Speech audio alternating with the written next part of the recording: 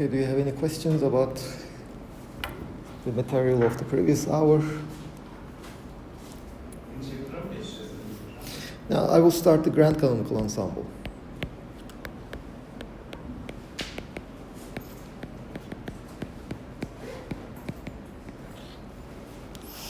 Well, we will, as I said, we will basically repeat what we had done in the case of the canonical ensemble, but with the additional factor that our system will be able to exchange number of particles with the environment. So the system we will be looking at is, okay, this is our system, let's say. It's within an environment. It can exchange energy with the environment and also a number of particles with the environment. This is the kind of system we will be looking at.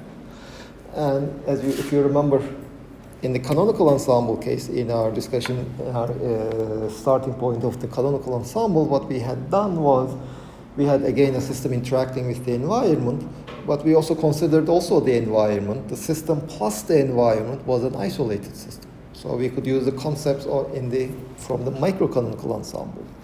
We will basically do the same thing over here. Our system plus the environment. This is an isolated system.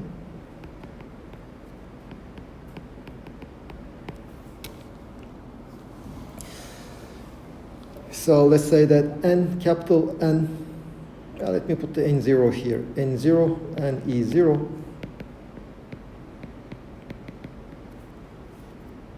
This is the number of particles and energy of the whole system, which means my system plus the environment.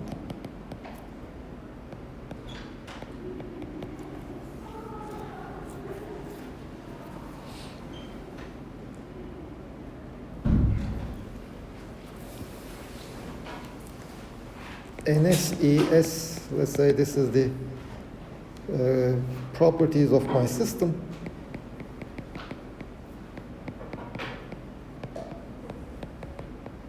And in EE, these are the properties of the environment. By properties, I mean the number of particles in the environment and the energy of the environment. So in particular, N0, the total number of particles is the number of particles in my system plus the total of number of particles in the environment. E0 will be energy of my system plus the energy of the environment. Now I will ask this question. What is the probability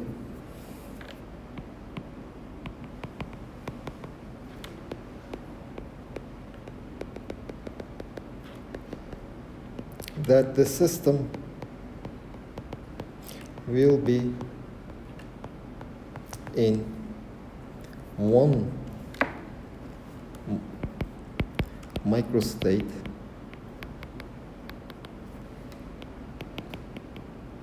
with energy, let's say E, and number of particles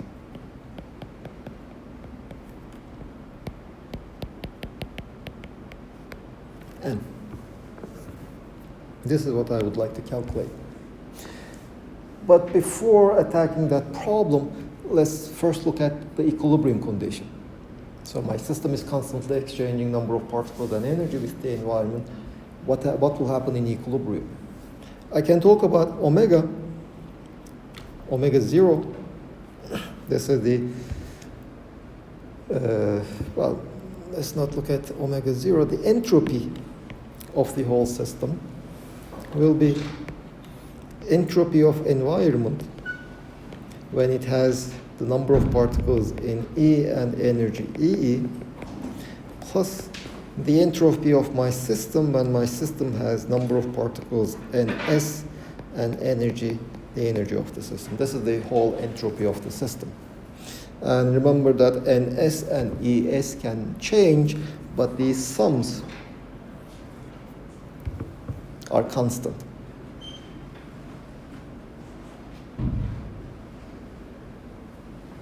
Which basically tells me that the change in NS should be equal to minus the change in NE, which basically means that if my system gains 2 particles, the change in the number of particles of my system is 2, then the number of particles in my environment is reduced by 2. That's why we have that minus sign over here.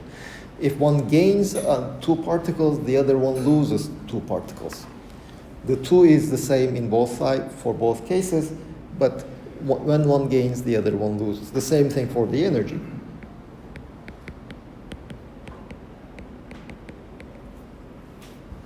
So let's look at a change in the entropy of my system in equilibrium. If my system is in equilibrium, if there is a slight change in the energy or the number of particles of my system, then this change should be 0.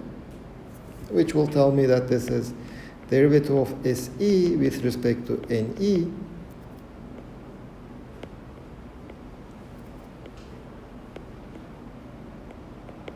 times the change in NE plus derivative of SE with respect to energy of the environment times the change in the energy of the environment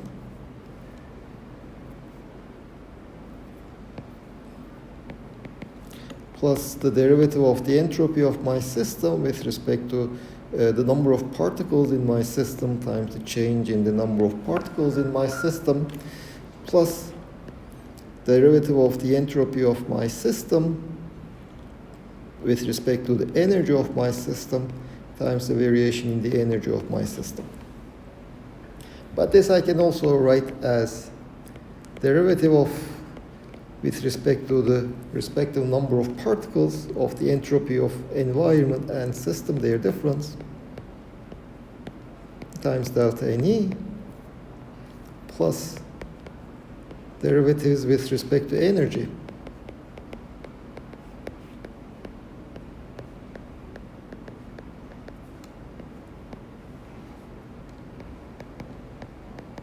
this should be 0. Well, my system can exchange energy with the environment without exchanging number of particles, or it can exchange number of particles without exchanging energy. In that sense, this delta NE and delta EE, they are both independent of each other. But I want this to be satisfied whatever delta NE and delta EE are. But that means that derivative of entropy with respect to the number of particles of the environment should be equal to derivative of the entropy of my system with respect to the derivative of my environment, and the same holds for the energies.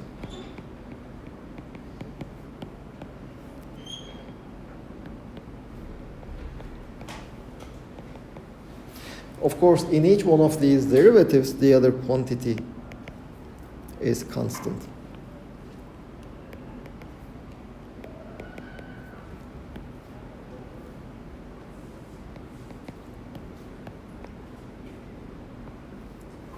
And also, I'm not allowing my systems to change volume. They can only exchange particles, or they can only exchange energy, like the atmosphere in this room. The atmosphere in the molecules of the atmosphere in this room can just leave from the windows.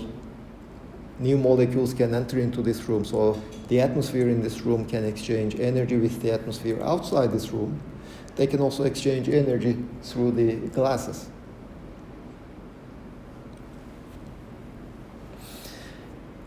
Now, we had already seen this relation. In equilibrium, derivative of the entropy with respect to the environment had to be constant. You see, although here we said I have my system and the environment, just take any system, consider one part of the system as your system and the remaining as your environment, this equation should still hold. So basically that means that the entropy of a part of your system with respect to energy should be the same throughout your system. So we said that that was what we had done in the canonical ensemble. We said that this derivative has to be constant, and that constant is what we call the temperature. So in equilibrium, there should be a uniform temperature. But now we have a new condition. Derivative of entropy with respect to the number of particles should also be uniform. Now let's remember the first law of thermodynamics applied to a very small changes in our system. du was TdS minus PdV. Now we introduce another thermodynamic potential. The change in the energy as you change the number of particles, mu.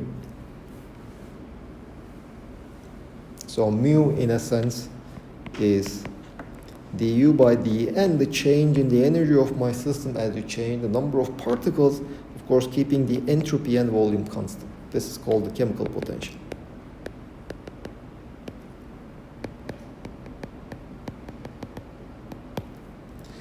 Now if you solve for ds, this is equal to 1 over t du plus p over t dv minus mu over t dN, which tells me that the derivative of entropy with respect to the number of particles at fixed energy and volume, this is minus mu over t. So these derivatives of the entropy with respect to the number of particles is given as the chemical potential. So in equilibrium, we had already seen that from this relation, that the temperature of my system and environment should be the same in equilibrium. This tells me that in equilibrium, when my system is in equilibrium with the environment, the chemical potential should also be the same of my system and the environment.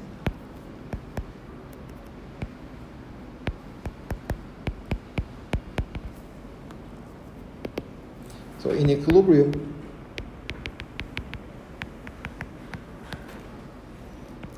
the system and the environment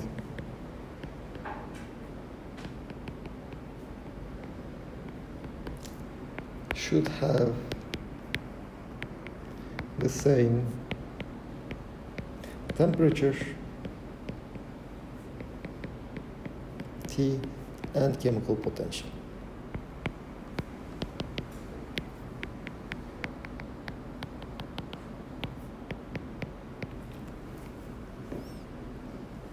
So this is my equilibrium condition.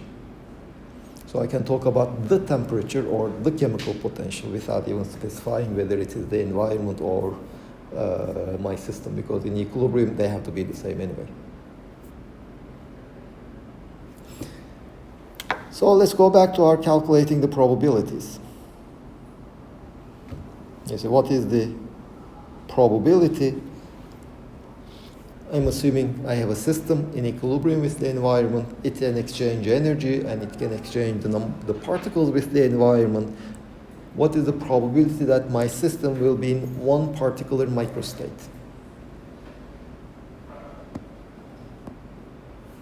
So the probability will be the number of ways that the system can be in a given microstate. Here I don't care what the microstate of the environment is. What I care about is the microstate of my system divided by the number of microstates of the system and the environment.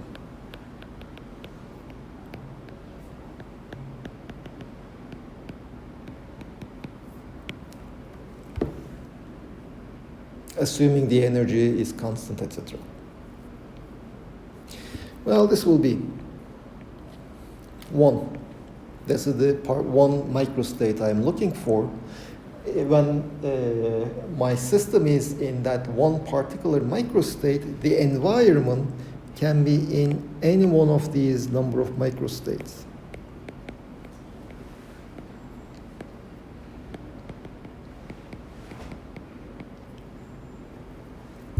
Remember, N0 is the total number of particles, E0 is the total number of, the total energy of my system. My system has, in that one microstate, my system has ns number of particles, n number of particles and has energy E. That was the question.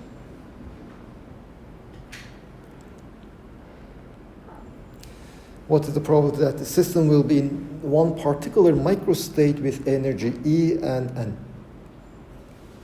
So the environment has an energy of E0 minus E and the number of particles N0 minus N. The whole system can be in any one of these microstates. Omega 0 is the number of microstates of the whole system for the given N0 and E0 and N. This is the probability.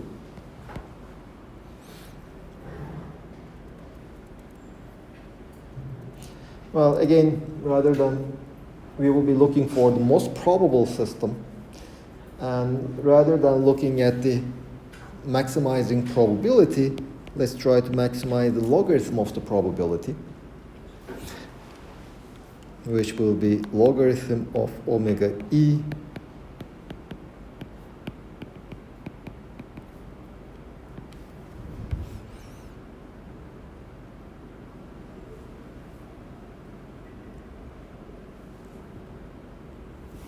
No, we are not looking at the maximization. This is already the probability we are looking for.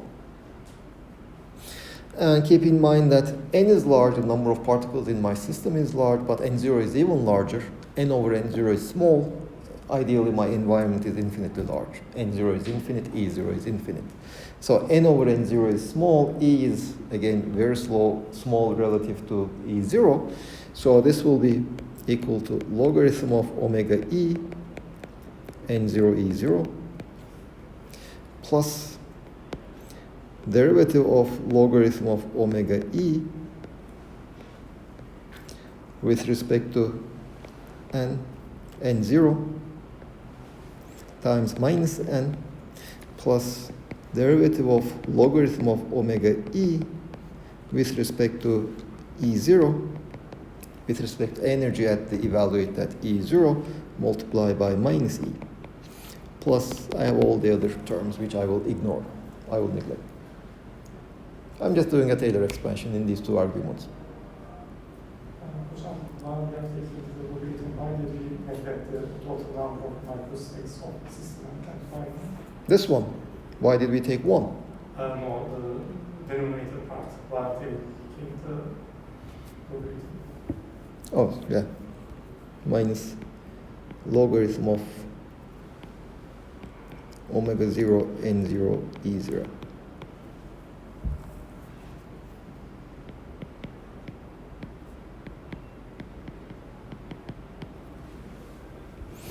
But those are just constants in the sense that it doesn't depend on which microstate I'm looking at.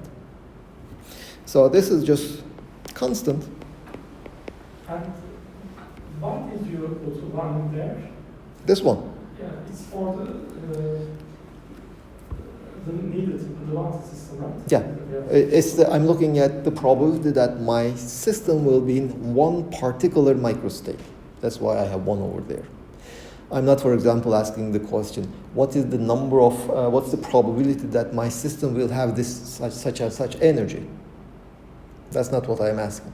I'm only looking at my system will be in one particular specific microstate. That's why I have one over there. I have a constant. Well, then plus logarithm of omega is nothing but the entropy over k. So this is minus n over k, derivative of the entropy of the environment with respect to the number of particles it has, plus minus E over k, derivative of entropy of environment with respect to the energy it has.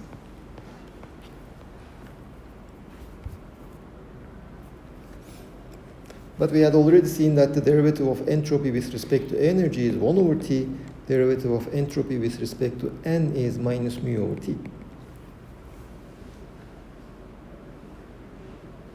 So the logarithm of the probability I have is some constant. Again, I repeat, it's constant in the sense that it doesn't depend on which microstate I'm looking at. Minus beta E, and beta is 1 over k, minus, no, plus mu beta n, beta mu n. Or this is constant minus beta E minus mu n. Or P is some normalization, e to power minus beta E minus mu n. In fact, I can also determine that P, that normalization, that 1 over that normalization is actually the sum of e to power minus beta E minus mu n over n, and all microstates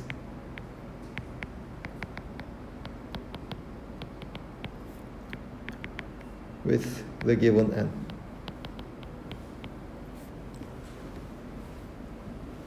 Or I can write the same thing as sum over all microstates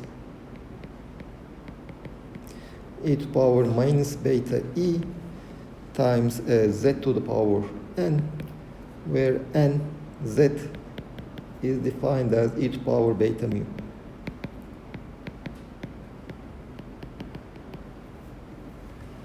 Also, in the first sum, I specified explicitly summation over n, but in the first sum, when I talk about the microstate, it's the microstate with a given number of particles n.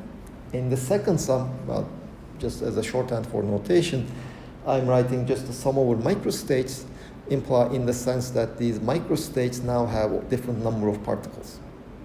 And the number of particles in my system can, just like in the canonical ensemble, the energy can change from 0 up to infinity. Here, the number of particles can also change from 0 up to infinity.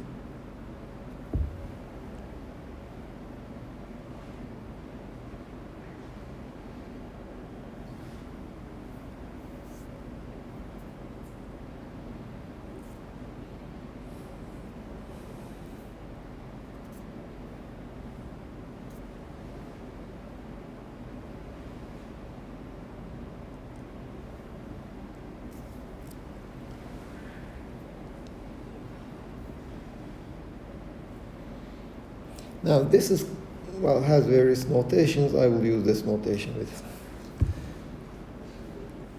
Q is the so-called grand canonical partition function.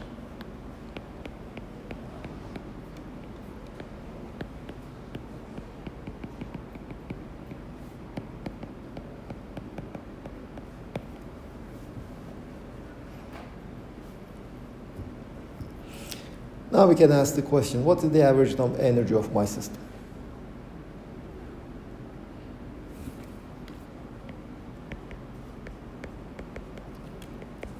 Sum over all microstates, the energy of that microstate times the probability of the given microstate.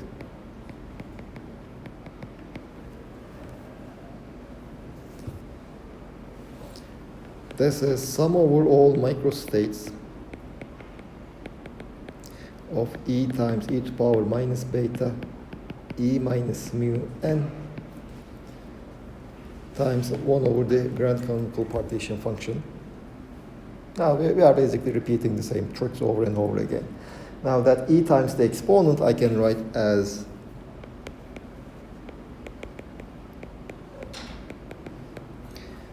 minus the derivative with respect to beta of e to power minus beta E minus mu n 1 over q. Well, the derivative with respect to beta is independent of the microstate, so I can just take it out. But keep in mind that when I'm writing E times the exponent as the derivative of with respect to beta, I'm assuming mu is constant. Mu doesn't change as I change beta. That is an assumption I'm making. E is constant as I'm changing beta. The energies of a given microstate doesn't change as I change the temperature. That means I'm keeping the volume constant. So this derivative with respect to beta, or the derivative with respect to temperature, is at constant mu and at constant v. This is correct only with these conditions. times sum over the microstates of e to power minus beta e minus mu n, but that is nothing but, again, the grand canonical partition function. So the average energy will be minus the derivative with respect to beta of logarithm of the grand canonical partition function, this derivative at constant mu and constant v. Let's compare this with the canonical ensemble.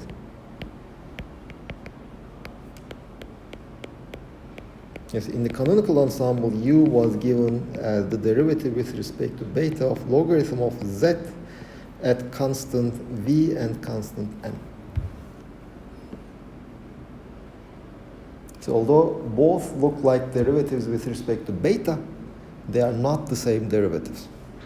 In one of them, we are keeping n constant. In the other one, we are keeping mu constant.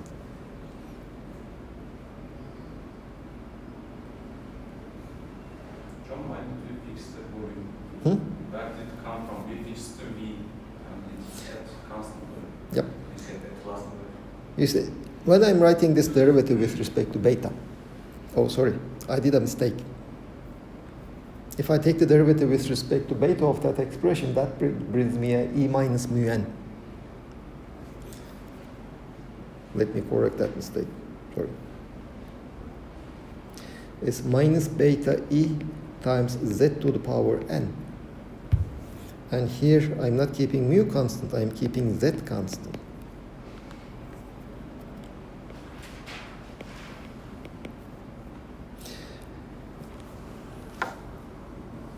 Now, where did we fix volume? Well, just look at a very simple case of particle in a box. The energy values will depend on the size of the box. Implicitly, right? Yeah. So, in writing this factor e as a derivative with respect to beta of e to the power minus beta e, I'm assuming that I'm changing beta without changing E.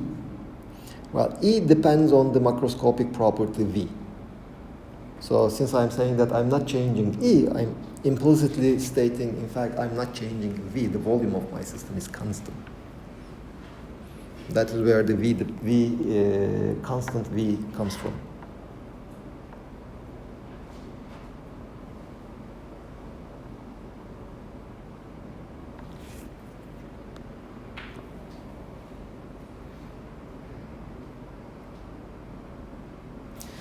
Now let's look at the entropy. You see, in the microcanonical ensemble and canonical ensemble, we had also seen that we could write the entropy as minus the expectation values of the logarithm of the probabilities.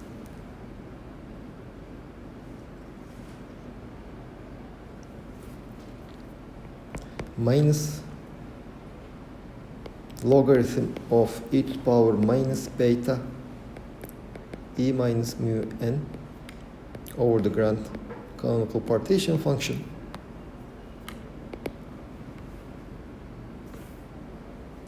well, this is equal to average of beta e minus mu n and plus logarithm of this partition function.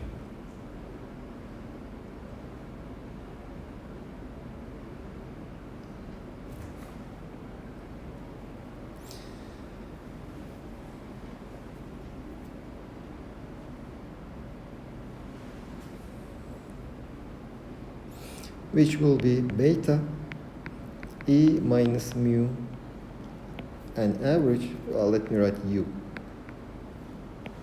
plus the logarithm of q. This is the entropy. So let's try to see what that logarithm of q is. Logarithm of q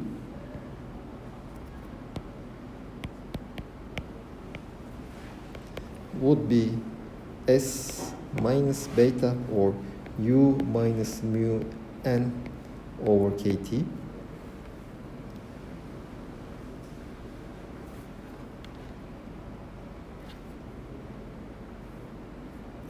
this was S over K. The logarithm of the probability, the expectation value was S over K.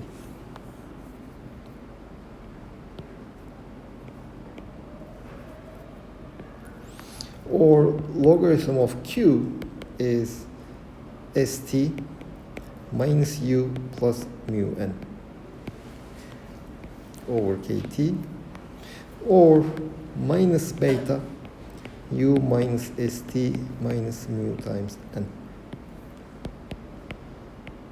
This is my logarithm of Q.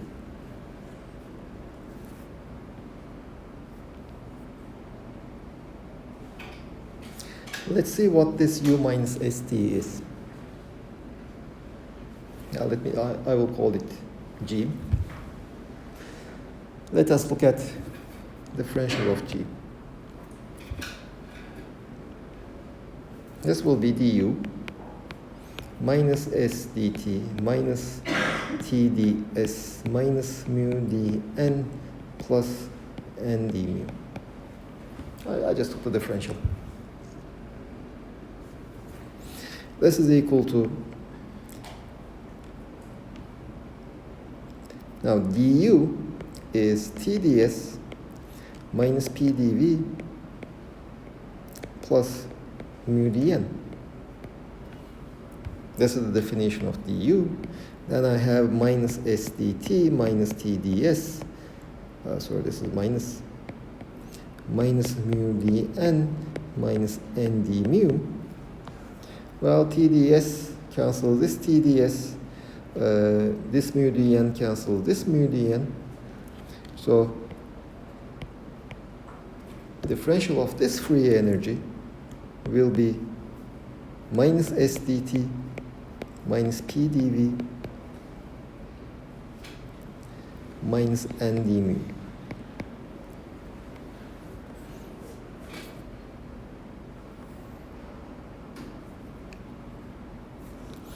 Well, this is, U is an extensive property.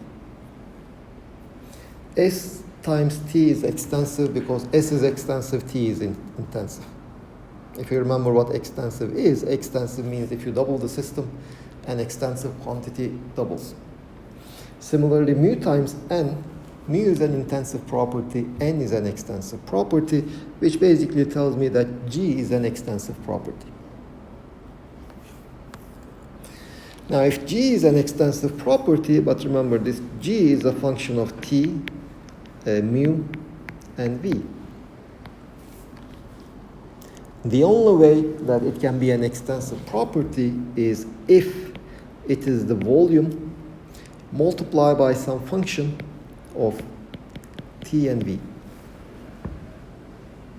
Now, if I take the derivative of this free energy with respect to V, at constant temperature and volume, on one hand it will give me this function as a function of temperature and volume, but on the other hand, if you look at over here, V at constant mu, if you look at its differential,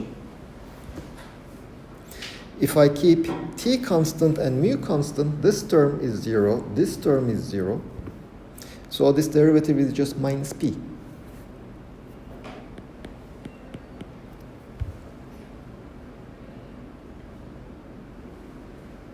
So this logarithm of Q, which will be in your book, it's denoted by the Q potential, which is, let's go back, minus beta times this G, which will be minus beta times, well, from this definition, minus beta times V. F is just minus P, so this is PV over KT.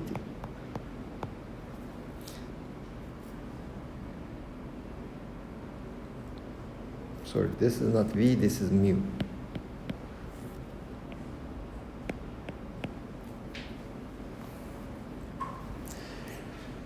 So if we calculate this Q potential, we already know what PV over KT is. But of course, there will be certain things we have to pay attention to, because Q will be a function of the volume, temperature, and chemical potential, or Z. So we would rather, especially if we are interested in the equation of state, we would rather express everything in terms of P, V, T, and number of particles. But this will be a function of the chemical potential, not the number of particles. Well, what is the average number of particles? Let's go back. You see, Q potential was given by this expression of the grand canonical partition function is given by this expression.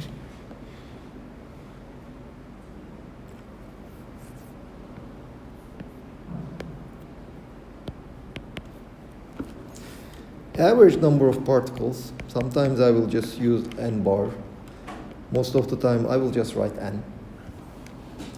Because just like in the, remember when we were looking at the canonical ensemble, we had seen that the fluctuations in the energy were negligible. We will look at the fluctuations in the energy in the grand canonical ensemble also, but for the time being I will just use n bar, and average, and interchangeably. This will be given by sum over the microstates n times z to the n e to power minus beta e divided by q, which I can write as z times the derivative with respect to z of 1 over q.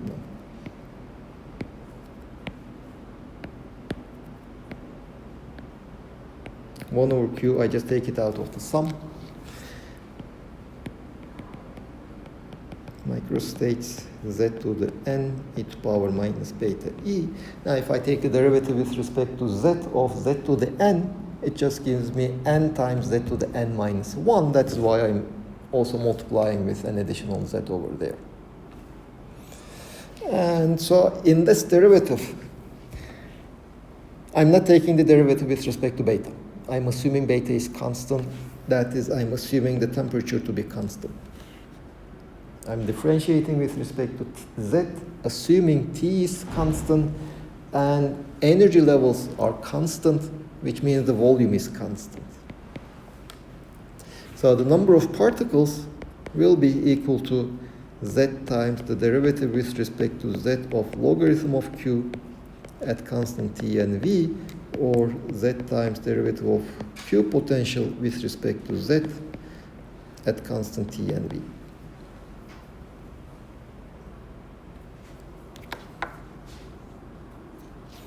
Now this will give you n as a function of T, V, and mu.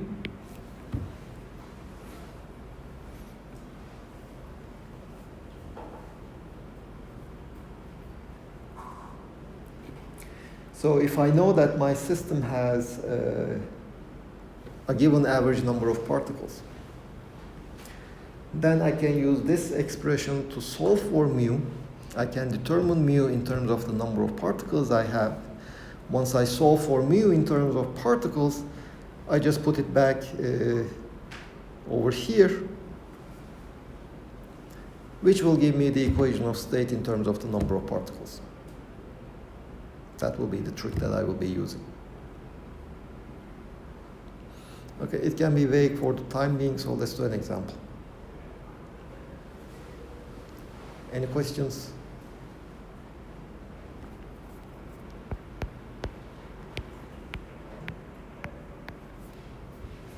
Let's look at the ideal gas.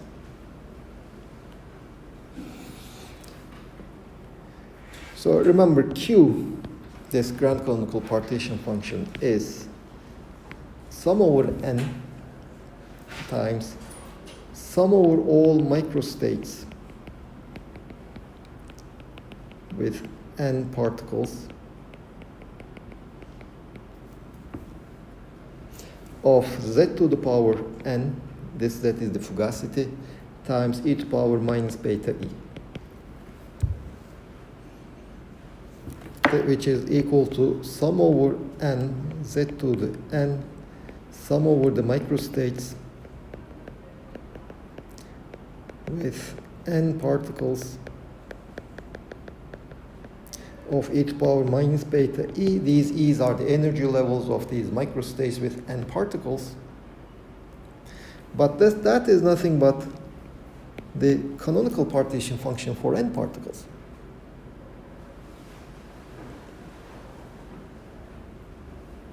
Which we had seen in the case of non-interacting particles. If we have particles that are not interacting with each other, we had already written that as the partition function for one particle raised to the power n divided by n factorial. So this grand canonical partition function is sum over n z times z1 raised to the power n divided by n factorial,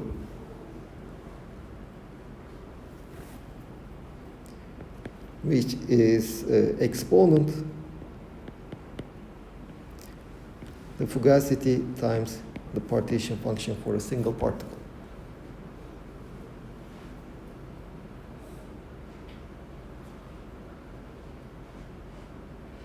You see, in this case, it seems as if we are first calculating a canonical partition function and then obtaining the grand canonical partition function. So what is the purpose? Well, in this example, nothing really, just a demonstration. But it will turn out that in certain cases, it's easier to calculate the grand canonical partition function than the canonical partition function. Yeah, for this case, it doesn't really make too much sense, but we will see how to apply this grand canonical partition function in a system that we already are familiar with. Now, what is Q potential? This was logarithm of the grand canonical partition function, which is z times z1. And remember, this grand canonical partition function, Q potential is given by PV over KT.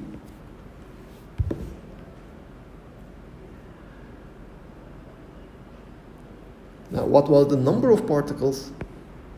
The number of particles is nothing but z times the derivative with respect to z of the Q potential at constant volume and temperature. Well, Z1 depends on the volume and temperature only. It doesn't depend on Z. So this is just Z times Z1.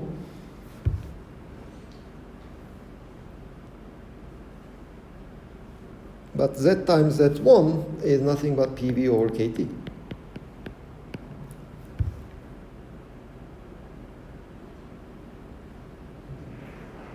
So PV is equal to NKT. Well, what we actually had done over here is we calculated N in terms of the fugacity, which allowed me to solve for the fugacity as N over Z1. So PV over NKT, from this equation, I have PV over KT is equal to Z. Well, I had obtained Z to be N over Z1 times Z1. So PV over KT is just N.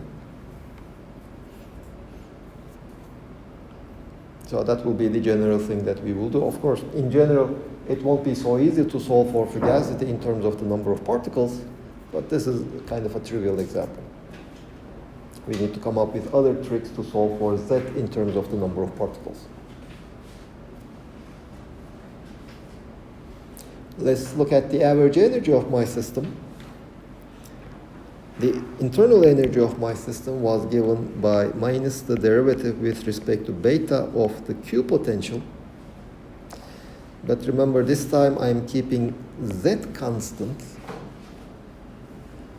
and V constant. Well, since Z is constant, the Q potential is given by this expression. This is just Z times minus the derivative with respect to beta of Z1 at constant V.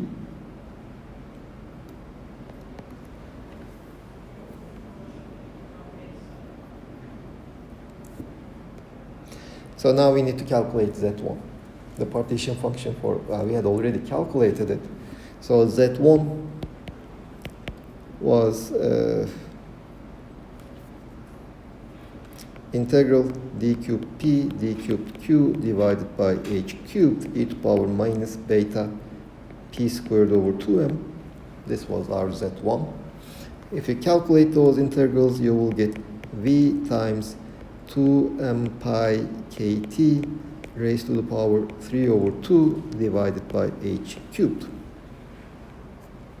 This is my Z1. Now, in particular, derivative of Z1 with respect to temperature. You say this is a case where Z1 is proportional to T to the power 3 over 2. But if we assume, in general,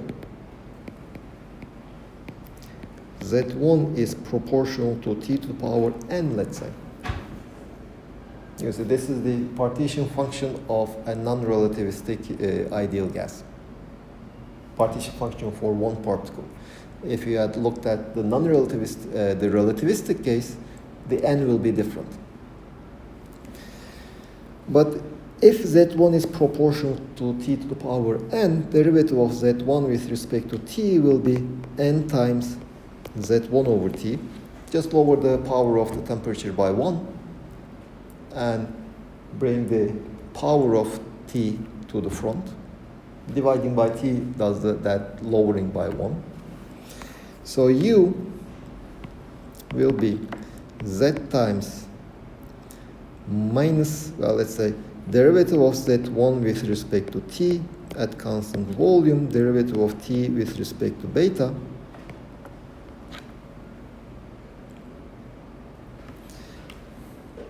this is equal to Z times KT squared, this derivative, from T.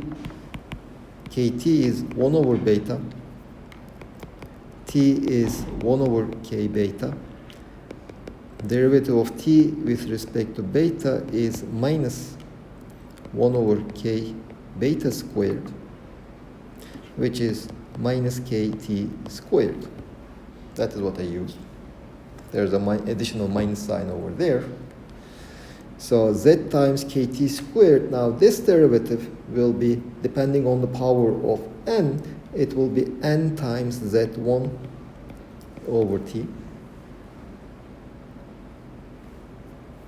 These T's will cancel one of them. Well, Z times Z1, you see, we had already calculated it to be the number of particles. So the energy of this system will be KT times small n KT times capital N. For n is equal to 3 over 2, U is equal to 3 over 2 n KT, which is something that we had already obtained.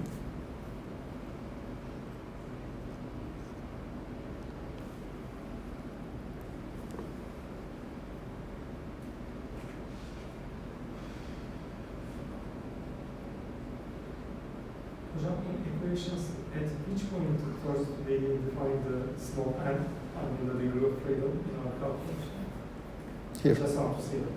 There. In that. You see, here I obtained Z1 for the non-relativistic ideal gas, for a single particle, single non-relativistic gas.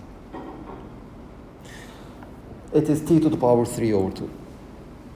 But as I said, if you had calculated for the relativistic gas, then you wouldn't get P squared, but you would get P for the relativistic gas.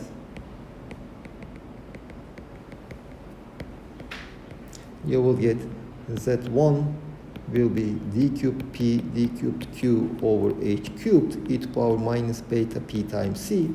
C is the speed of light. This would give you V times V over H cubed pi KT over C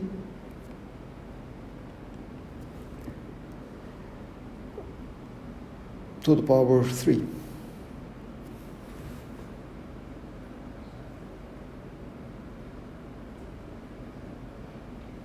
times probably a factor 2.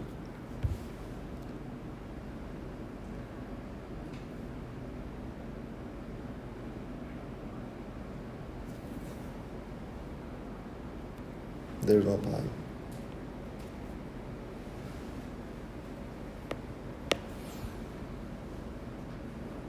So here, in this case, you have the n is 3 for the relativistic gas.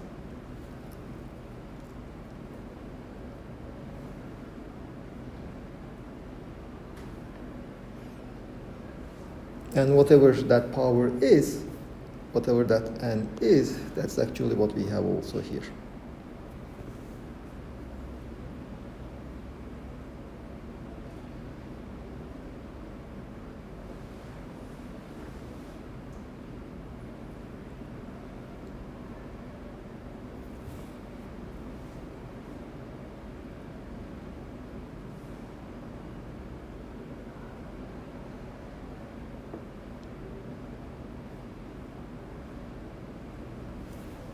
Any questions in this ideal gas?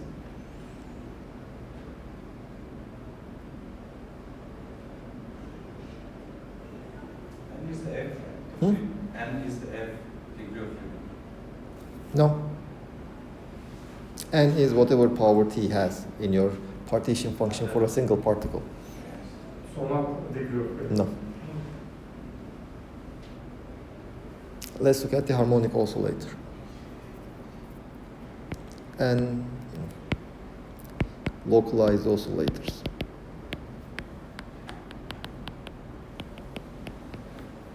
It will be similar. Well, I can again you just use the fact that the partition function, grand partition function, I can express in terms of the partition function of for n particles. Hmm? Of course, it's not directly the degree of freedom, but is it related to? Well, you see, here I have two systems. One is the non-relativistic gas. If you would count the degrees of freedom, I would say 3. On the other hand, I have the relativistic gas. I will also say that its degree of freedom is 3. But n is different in both cases. F is also different. Hmm? F is also different. Okay, F is also different, but so n is not the number of degrees of freedom. That's what I'm saying. Well, if you look at these localized oscillators, sum over n z to the power n zn, this is in general true. The grand canonical partition function is given by the sum where zn is the the canonical partition function for n particles. Since these are localized oscillators, they are distinguishable. So this is z to the n q z1 to the power n. There is no n factorial division, and n from 0 to infinity. Well, this is equal to 1 over z, 1 minus z times z1. This is q. Small q is logarithm of this grand partition function. This will be minus logarithm of 1 minus z times z1. Again, z1 is the partition function of a single oscillator. Well, I can look for n, the number of particles in this system. This will be z times derivative with respect to z of q at constant t and v. That is, z1 is constant in taking these derivatives. Well, this will be z times, if I take the derivative with respect to z, I have z1 divided by 1 minus z times z1.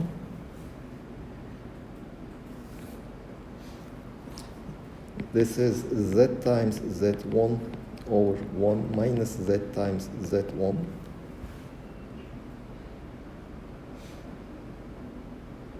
Which will be n is equal to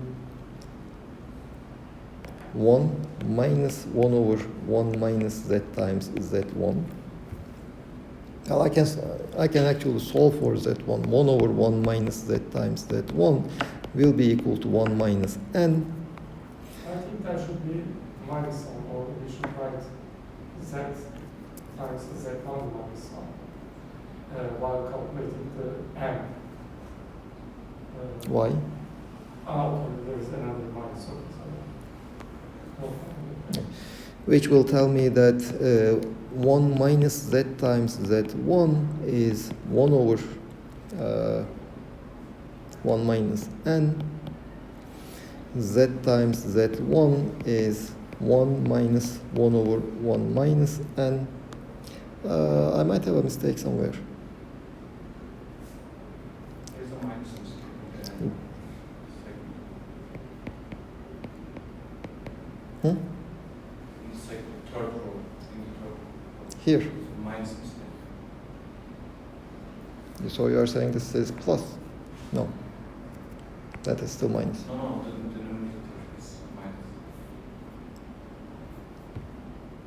No, No.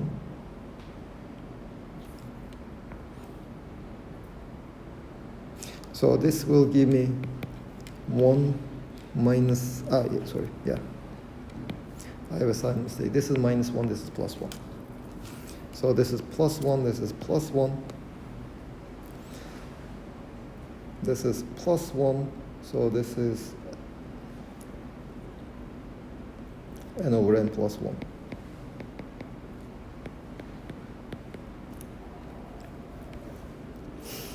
In particular, it is less than 1. That is one thing we should pay attention to, because when I'm writing this equality over here, over there, I already assume that z times z1 is less than 1. So it is less than 1.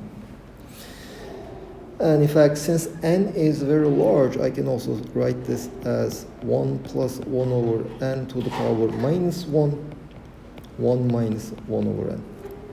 It's approximately 1 minus 1 over n. So now I have solved for the fugacity in terms of n, and I can use it in other expressions.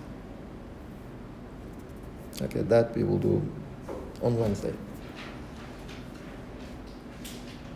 So any last questions?